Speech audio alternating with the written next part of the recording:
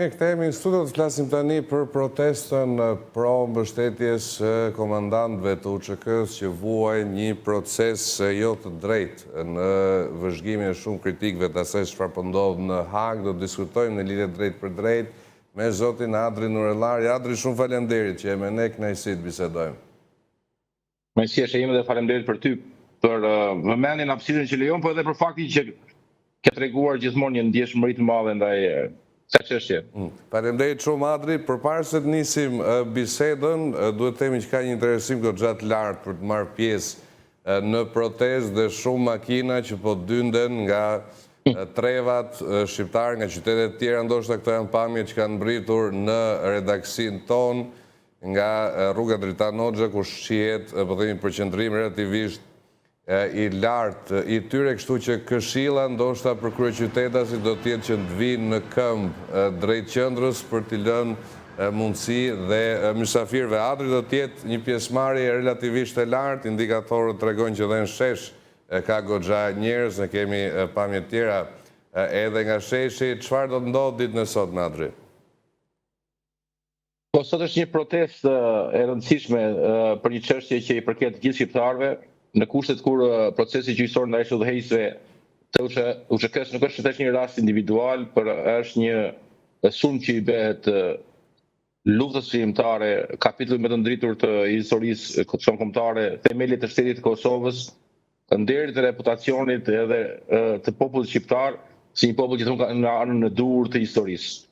Është një përpjekje për të barazuar xhelatin me viktimën dhe për të relativizuar krimet e bëra në Kosovë.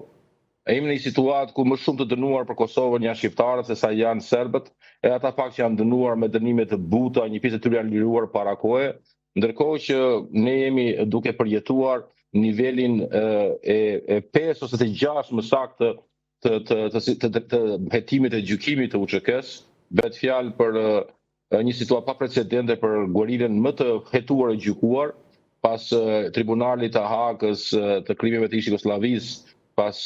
UNMIK-ut, pas EULEX-it, pas gjykatave vendore, ne kemi tani këtë nivel të ri dhe ajo që e bën më të rëndësishme këtë situatë, pavarësisht kemi gëlltitur këtë ripërsëritje të hetimeve dhe gjykimeve për çështje tashmë janë trajtuar, gjë që s'ka ndeshje me parimin e filozofik të së drejtës që një çështje nuk trajtohet 2 herë në gjyqësor, por ne kemi tashmë edhe një përjetim të rënd të një gjykate e cila nuk përmbush as nivelet më bazike të standardeve për një proces të rregullt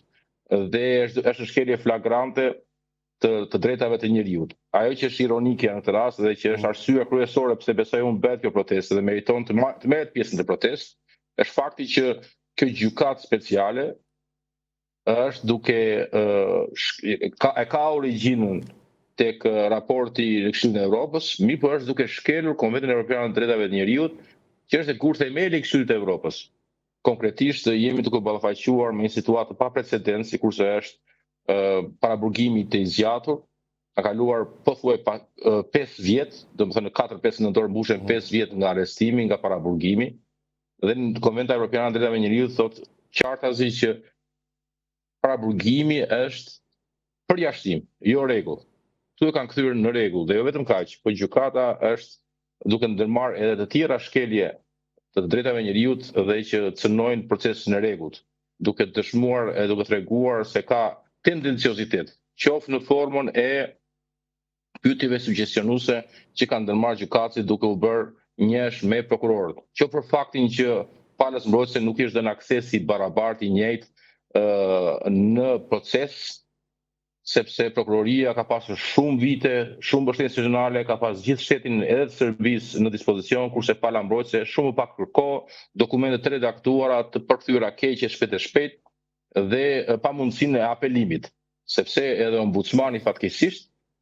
ka refuzuar kërkesat e njëpasgjishme, apelet e njëpasgjishme, duke bërë dhe ai njësh me prokurorin. Dhe të gjitha këto janë elemente që lënë të kuptojnë se këtu bëhet fjalë për një përsekutim dhe jo për një proces gjyqësor të ndershëm. Mund të vazhdoj edhe me të tjera shkelje drejt për drejta të Konventit Evropian të Drejtave të Njerëzit, sikurse është shkelja e nenitet që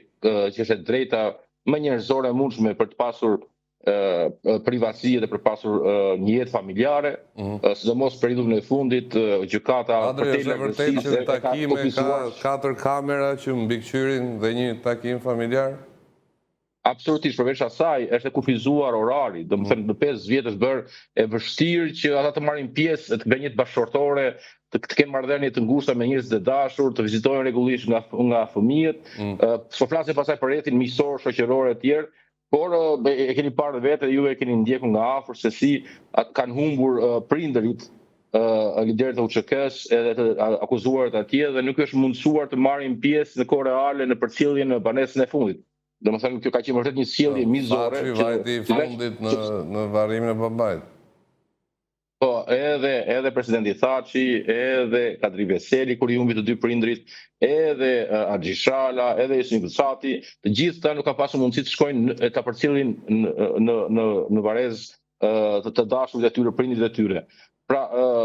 sjellja është sikur nuk ka prezumim pafajësie, janë duke trajtuar tashmë si të dënuar. Dhe kjo është e pa imagjinueshme faktikisht që një gjykatë që ka dalë nga Këshilli i Evropës të shkelin më flagrante